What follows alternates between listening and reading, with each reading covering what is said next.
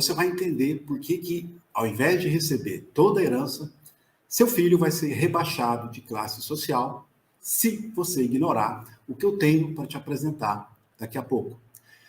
Então, hoje você vai aprender como evitar que os seus filhos passem pelo horror do inventário através de um ato de amor. Para quem ainda não sabe, quando uma pessoa que tem bens e herdeiros falece, é necessário a abertura de um inventário.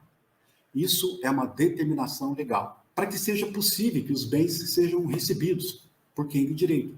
Mas a grande maioria das pessoas só se dá conta dos efeitos negativos do inventário quando já é tarde demais.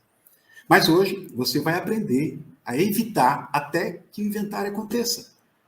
Você vai entender por que o inventário ele é o verdadeiro vilão da família brasileira, já que ele dilapida, ele desidrata o patrimônio de uma família inteira. O que você vai ver hoje aqui é uma poderosa solução também para quem tem negócios na família que gostaria que continuasse, que desse sequência numa sucessão patrimonial.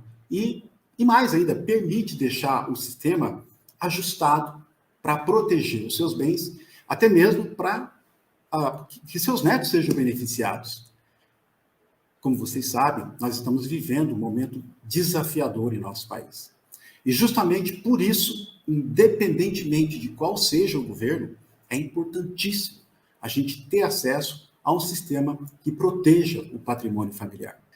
Deixa eu alertar que o que a gente tem para aprender hoje aqui é algo que você não está acostumado.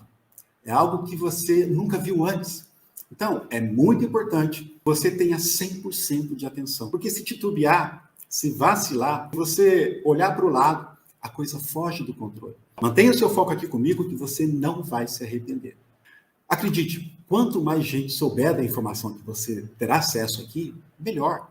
Eu sou Carlos Ferreira, sou advogado, especialista em planejamento patrimonial da família. Eu sou membro do time Holding Brasil, a maior associação de profissionais dessa área em todo o país. A nossa missão é usar a tecnologia da internet para promover uma mudança de paradigma do povo brasileiro em relação ao planejamento sucessório familiar. Vamos então ao que interessa e explicar detalhadamente como você, através de um gesto de amor, pode garantir em vida que seus filhos não tenham que passar pelo horror do inventário. Então, gente, a boa notícia é que não precisa ser assim. E hoje você vai aprender como evitar todas as adversidades do inventário. A nossa missão aqui é explicar como impedir que seus filhos empobreçam o inventário. Eu tenho certeza de que nós vamos cumprir essa missão. Você tem filhos? Você tem patrimônio? Você deu duro para ganhar isso? Ou seja, você precisou renunciar a muitas coisas para conquistar esse patrimônio? É que tem gente que ganhou dinheiro fácil, gente que herdou bens, e talvez essas pessoas não tenham grande interesse no que eu tenho para te dizer que você acha que trabalha mais do que você precisa ou devia? Última pergunta. Te incomoda saber que depois de todo o trabalho para a conquista do patrimônio, que grande parte dele tenha que ser dividido com governos, cartórios e advogados, quando chegar a hora de fazer o seu inventário? Se você respondeu sim para pelo menos 3 dessas perguntas, fica aqui comigo. Se você respondeu não para 3 ou mais, não precisa gastar o seu tempo todo aqui, tá bom? Não precisa perder o seu tempo. Por quê? Eu vou entender se você preferir ir lá para a novela, para as redes sociais, está tudo certo, viu? Porque se você não tem patrimônio, não tem filhos, não deu duro para conquistar o seu patrimônio, se você não precisou renunciar a nada, isso aqui não é para você, a não ser que você queira saber para indicar para outra pessoa. Agora, por outro lado, se você respondeu sim a pelo menos 3 dessas perguntas, eu vou dizer uma coisa. Meu amigo, minha amiga, não saia daqui por nada nesse mundo. Veja, o seu filho vai pagar imposto quando você se for. Então, a gente gostaria que você ficasse vivo, porque sai mais barato, mas como isso não pode ser eterno, é melhor então praticar o quê? Um ato de amor em prol do seu filho. Aquele seu patrimônio não é só uma certidão de registro de imóveis, não é só uma escritura, é cada gota de suor que escorreu do seu rosto. Então, não é justo que quando você se for, o Estado fique com grande parte desse patrimônio. Se prepare, porque agora eu vou finalmente desmistificar a famigerada caixa preta do inventário. Então, vamos lá. Está aqui a nossa caixa preta do inventário. Então, vamos ver o que tem dentro dessa caixa preta do inventário. Quem ganha com o inventário? E tem muita gente que ganha dinheiro com o inventário. Um monte de gente não quer que você saiba o que eu vou revelar para você daqui a pouco. E tem gente que pensa, é só vender um dos bens? É só vender um dos bens? Eu confesso que eu fico até um pouco indignado com esse tipo de comportamento, de pensamento, porque provavelmente é de alguém que não precisou dar duro para conquistar os seus bens. Provavelmente é alguém que não precisou renunciar a nada. E, portanto, essa pessoa tem uma certa dificuldade de entender o valor daqueles bens. Vamos ver aqui. O que os bilionários fazem para evitar o inventário? Veja, os bilionários, eles são os que mais teriam a perder se eles não soubessem como evitar o inventário. Por isso é que eles evitaram esse sofrimento para os seus filhos, para os seus familiares. E acredite, agora é algo que você também vai poder fazer, independentemente de ser bilionário ou não. Tá certo? Muito bem. E, finalmente, quanto custa o inventário? Dá para ler aí? Quanto custa? Nós vamos desmistificar isso também, porque você vai entender por que os bilionários fazem algo que agora você também vai poder fazer. A gente vai desmistificar essa caixa preta a partir de já. Como eu disse anteriormente, se este assunto não é para você, eu respeito o seu tempo precioso e eu vou entender se você preferir a novela, tá tudo certo.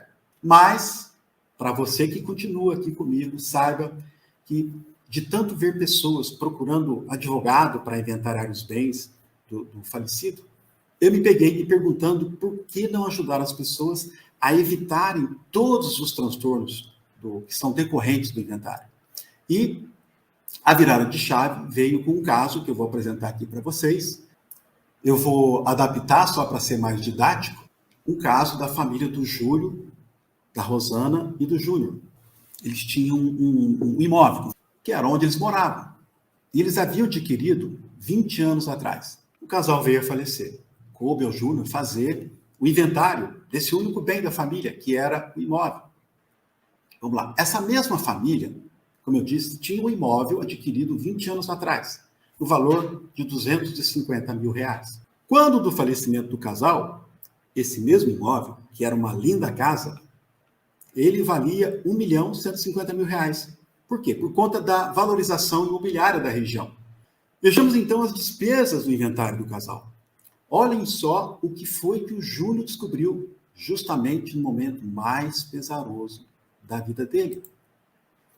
No estado em que este imóvel se localiza, o imposto sobre herança ainda é de 7%. Ou seja, neste caso, o Júnior teve que gastar R$80.500 só de imposto, gente. Honorário de advogado. Coube ao Júnior pagar outros 7%, que vão dar outros R$80.500. Não tem como fugir disso aqui, porque é tabela da OAB, e se houver litígio sobre herança, esse valor pode subir até para mais de 10%. O cartório consumiu algo em torno de R$5.000. Certidões, aproximadamente R$3.000. E ainda teve as despesas com o registro de imóveis em cerca de R$7.000. Só até aqui, o Júnior já gastou R$176.000. A questão é, de onde ele tirou esse dinheiro que ele não tinha? Ele não tinha esse dinheiro. Veja, apesar dessa família ter um imóvel de R$1.150.000, a capacidade, a realidade econômica dela não é tudo isso. O imóvel que foi adquirido 20 anos atrás, ele se supervalorizou. Né? O imóvel que foi adquirido por R$250 mil se supervalorizou. Mas o Júnior, sendo um assalariado, ele não tinha disponível os R$176 mil de reserva para arcar com as despesas de inventário. 15% do patrimônio, aqui, ele vai parar nas mãos de governos, cartórios e advogados. Tudo isso para passar para o Júnior algo que já é dele. Como o Júnior não tinha esse dinheiro em reserva, a solução foi vender o imóvel. Ele foi obrigado a vender a casa para pagar o inventário, gente. E isso é tremendamente injusto. E o pior é que, para vender um imóvel nestas circunstâncias, ele só conseguiu vender para quem costuma fazer investimento. Ou seja, investidores, pessoas que já têm dinheiro na mão. Para quem não sabe, quando se trata de inventário, a pressa é de quem vende e não de quem compra. Por isso, ela consegue um deságio.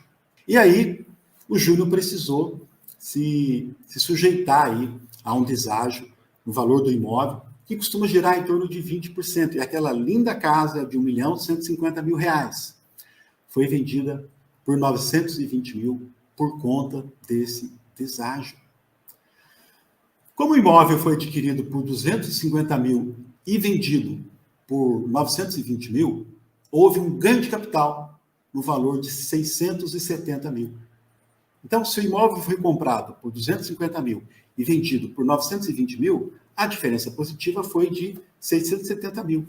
E sobre esse valor, ainda incidiu o imposto. Esse imposto, né, que é referente ao ganho de capital, no valor de 15%, ou seja, R$ 100.500. Com o subtotal de 176 mil que o Júnior já gastou, mais 100.500 que ele teve que pagar como ganho de capital, gente, ele já gastou um total de R$ 276.500. Considerando que o valor da venda do imóvel não foi de R$ 1.150.000, que era o patrimônio da família, mas sim 920 mil, ao subtrairmos desse valor da venda o total de 276 mil gastos pelo Júnior em despesas com inventário, gente, sobraram apenas R$ 643.500. Essa sobra, subtraída do patrimônio original, que era de R$ 1.150.000, ela equivale a uma grande perda patrimonial de R$ 506.500, ou 44% de todo o patrimônio daquela família. E o Júnior, que antes morava no centro, num bairro de classe média, ele teve que se desfazer desse imóvel, com deságio, e passar a morar de aluguel na periferia. Acredite, isso é muito mais comum do que se pensa. Os pais do Júnior já se foram, e como eles ignoravam que poderiam ter feito em vida o planejamento patrimonial da família, não há mais o que fazer pelo rapaz. Agora, já pensaram se ele tivesse mais algum irmão com quem dividir herança e só ele pudesse fazer frente às despesas? Ia ficar muito mais difícil a situação dele, né? A grande verdade é que há tempos as nossas famílias têm sido lesadas pelo supervilão que é o inventário. E essas famílias, elas ignoram que existe sim uma alternativa, que é a super-heroína da família brasileira. E vocês vão conhecê-la daqui a pouquinho. A regra é que quem tem bens e filhos, quando morre, os filhos têm que fazer inventário. A boa notícia é que tem como evitar que seus filhos se enquadrem nessa regra. Como se faz isso? O paradigma a ser quebrado é: quem não tem vida eterna não tem como ter bens em nome próprio. E como se faz isso? Vamos mudar aqui. Por meio de uma empresa que não faz absolutamente nada. Ela vai apenas guardar o patrimônio. O correto é botar o seu acervo patrimonial dentro de uma empresa. E ela está autorizada pela lei a existir sem fazer absolutamente nada. Ela vai funcionar como se fosse um cofre. Então, você vai pegar aquele seu imóvel, por exemplo, vai colocar dentro do cofre, que na verdade é uma empresa que vai lhe permitir abrir o cofre e acessar seus bens sempre que você precisar. A partir de então, o dono do imóvel é o cofre, que no caso é a empresa, e não mais o ser humano. Mas este ser humano é o dono do cofre. É com ele que fica a chave do cofre. E aí o detentor da chave do cofre vai botar a chave do cofre em nome dos seus filhos, mas de maneira virtual, meramente burocrática, administrativa. Ou seja, os pais, uma vez integralizado o capital social da empresa com seus bens, eles transformam esses bens em cotas e doam as cotas referentes a esses bens aos filhos, que então passam a ser os donos dos bens, mas só administrativamente. Por quê? Porque o uso dos bens ainda é sempre dos pais enquanto viverem e em toda a sua plenitude. Então, os pais, que são os donos do cofre, eles continuam tendo absoluto, repito, absoluto controle do imóvel ou de qualquer bem que eles tenham colocado dentro daquele cofre. Resumindo, os bens agora são dos filhos, mas a chave do cofre fica com os pais. Os pais podem, inclusive, alugar ou até mesmo vender os bens, sem dar satisfação a herdeiro nenhum. Eles continuam com domínio absoluto. O sistema em que a empresa cofre foi concebida, ele vai criar uma barreira que impede o acesso dos filhos a esses bens, porque esses bens continuam a ser usados normalmente pelos donos do cofre, até quando eles não estiverem mais neste nosso mundo. Estabelecido um sistema de gatilho que fica esquematizado para que no momento do falecimento do dono ou os donos do cofre, esse gatilho é disparado. E esse gatilho ele tem a propriedade de disparar na hora adequada, que é o momento em que os titulares da herança, ou seja, os pais, falecem. Ele não dispara antes desse momento, justamente para quê? Para que os pais possam usufruir dos bens enquanto viverem. Ele só dispara quando os pais se forem. É a partir daí que ele beneficia os herdeiros, porque esses herdeiros passam automaticamente a ter domínio efetivo dos bens.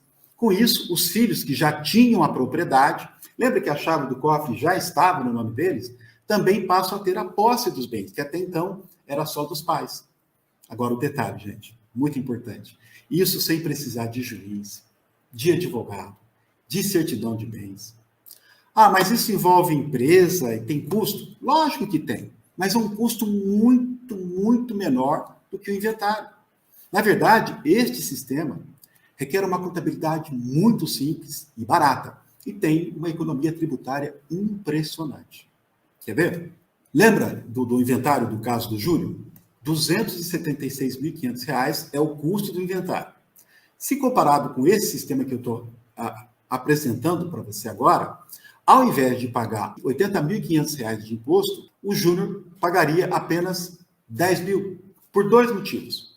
Primeiro, porque o valor do imposto é menor, seja por conta da alíquota, que neste caso é de 4%, seja por conta do valor sobre o qual ela é calculada, que neste caso é de 250 mil. Ou seja, o que no inventário dos pais do Júnior custou R$ 80.500, neste sistema custaria apenas R$ 10.000. Sim, meus amigos, neste sistema, a alíquota ela é calculada sobre o valor de aquisição do imóvel e não sobre o valor da venda, a questão dos honorários. Como é que ficaria? Neste caso, ficaria em R$ 25.000 que o Júnior teria combinado com o advogado contra os 80.500. Olha só a diferença. Zero de cartório, zero de certidão, zero de imposto sobre ganho de capital. Observe que, diferentemente do inventário, aqui a pessoa não vai precisar se desfazer dos seus bens para custear este sistema. Isso é muito importante. No registro de imóveis, ao invés de 7 mil, pagaria menos da metade, apenas 3 mil reais. Então, o total de gasto, apenas e tão somente 38 mil reais. A diferença financeira é de 238.500 reais a menos. Ou seja, uma economia de 86%, gente, com zero de perda patrimonial. Como, Carlos? Se a pessoa vai ter que pagar 38 mil? É zero, porque é algo que cabe no orçamento dessa família. Então, essa família vai poder fazer esse sistema, seja porque ela não vai precisar vender nada para pagar esses 38 mil, seja porque ela pode pagar esse valor parcelado. Ou seja, é um sistema que cabe no seu bolso. É um sistema de planejamento patrimonial da família, denominado holding familiar, a nova heroína da família brasileira.